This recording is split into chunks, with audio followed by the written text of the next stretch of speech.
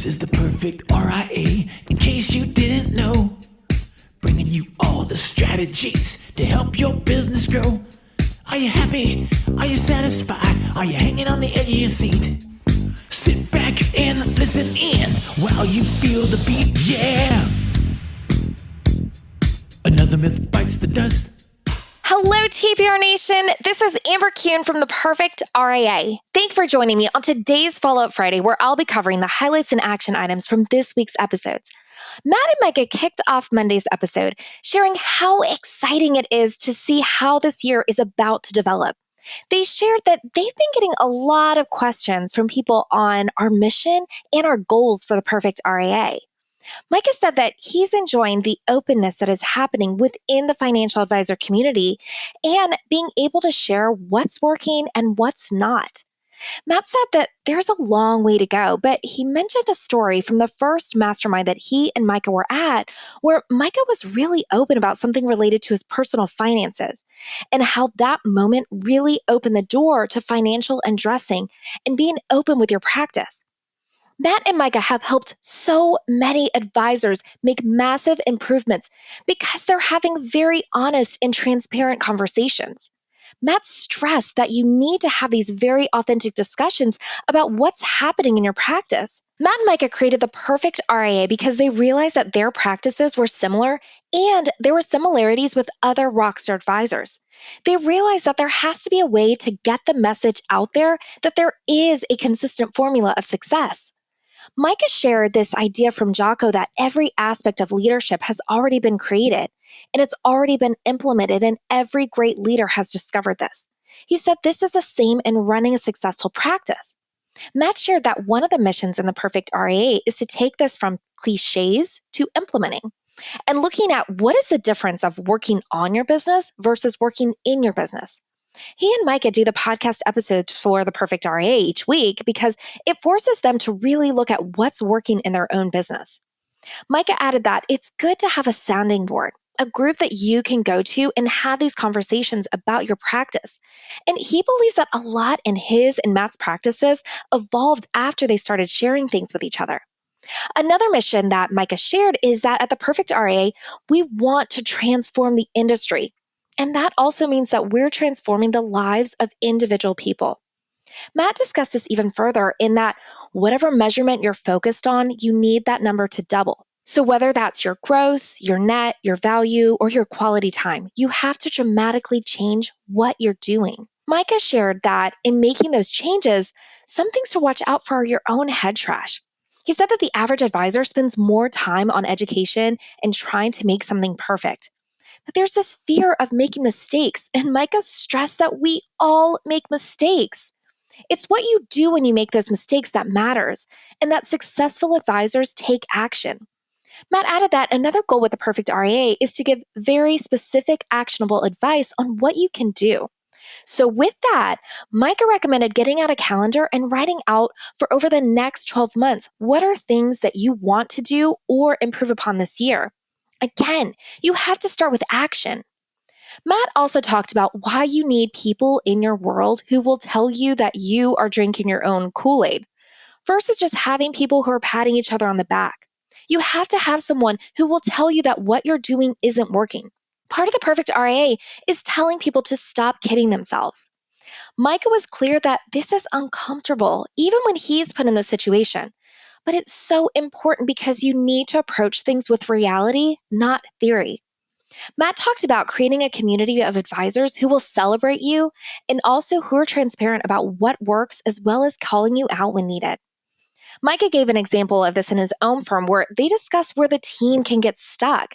He said, we can feel overwhelmed with things when we don't have the numbers to back them up, but in your mind, this can feel huge. It's easy to blow something out of proportion, so you need to be able to show the numbers to back that up. Another part of the Perfect RIA is the opportunities that we have encouraging advisors to get together. So as a reminder, this year we have our Invictus Mastermind in May and our TPR Live event in September. The guys wrapped up the episode by talking about with your personal development, you need to look at whether you're involved in a pat yourself on the back situation or if you'll actually get financial undressing, extreme accountability, and are you going to be able to work on your business? You need to find a group who will hold you accountable. Let's get into action items from Monday's episode. The goal of the perfect RIA is to transform the financial planning industry. We want to show that there are proven methods of success and share this message. So, the first action item is to help spread our message and share this with other advisors. Second, write down what your double is. Matt recommends that you do this on a post it note. So, whatever that double is, email us at lifestyle@theperfectria and let us know. Lastly, sign up for our next Perfect RIA live event in September. On this week's What Works Wednesday, Matt was joined by Harris Balch from Dynasty Partners. Harris is the head of M&A and capital strategies and joined Matt to discuss success plans, deal structures, and trends in the M&A market. For Harris, he said that 90% of what he's doing is to help educate. He wants to make sure that Dynasty is educating CEOs around the buyer landscape and what the merits are of each type of firm. He said because each firm will have a different path of growth and a different capital structure. Harris said that he has seen some deals go wild over the past year. He mentioned that advisors may think that they know what they're doing, or they get some deals that are announced, and then it turns out that senior management is thinking about it a different way, and that ends up affecting the advisors and the clients.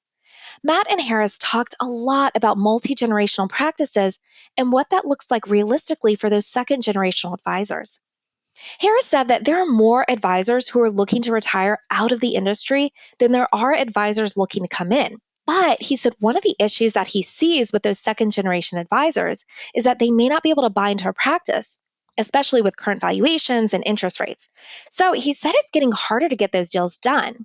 Matt added that with an internal succession, there can be this enormous gap. He said that if you're on either side of a multi generational firm, you've got to start planning now. He said the longer you wait, the less likely it is to work. Advisors may magically think that someday everything will just work out. Harris said that you need to be prepared, and part of that preparation is having very direct conversations between senior and junior advisors. He said things need to be done now in order to prepare for later. He encourages anyone who is interested in doing a transformative event to start early and be prepared.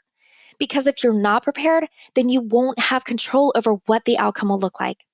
Matt also briefly shared on this episode what his experience looked like in 2012 when he was going through this business transition with his father's firm. Matt wrapped up the episode by asking, at what stage does it make sense for an advisor to reach out to someone like Harris? And ultimately, whether on the buy or the sell side, Harris said that you need to plan early so that you can take that time to prepare. Harris shared some action items for both if you're on the buy side or if you're on the sell side. If you're on the buy side, he said it's important to be very disciplined with your buying behavior and to start small. Also, make sure that you're thinking through your decision steps and that you're aligned with a capital partner that you can trust that can create a repeatable process for you. If you're on the sell side, he said it's important to be incredibly prepared.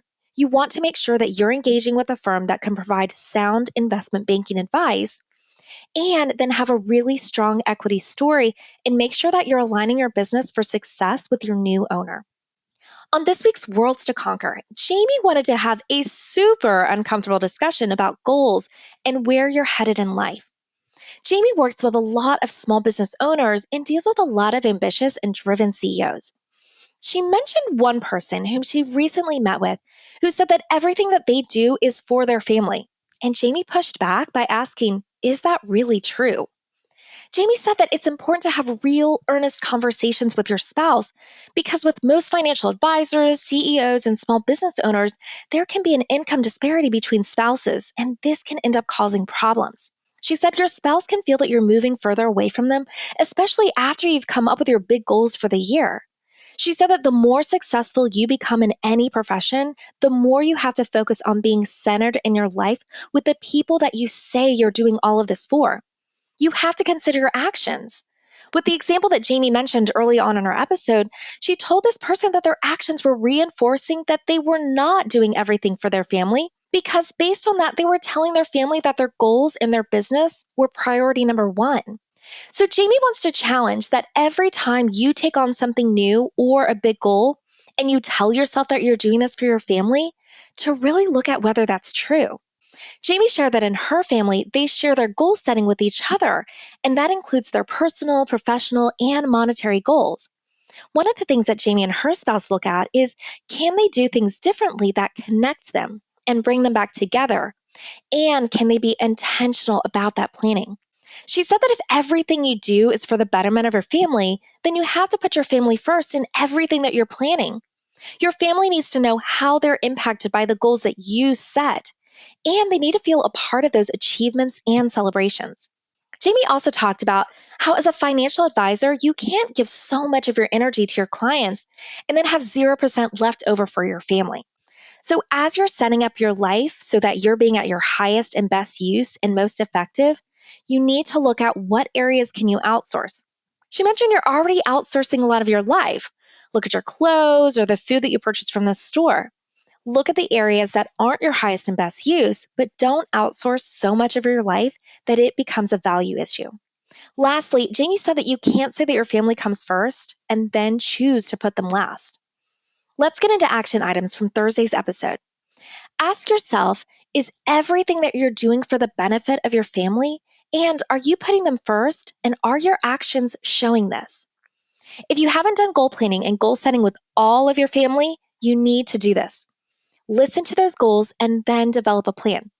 She said, don't poke holes in your kids' plans, but you can ask what they're going to do to get there. Treat your kids and your spouse better than you treat your top client. Have a conversation about family updates and whether you feel that you're going into separate directions. She said it's okay to have differences as long as you're coming back together.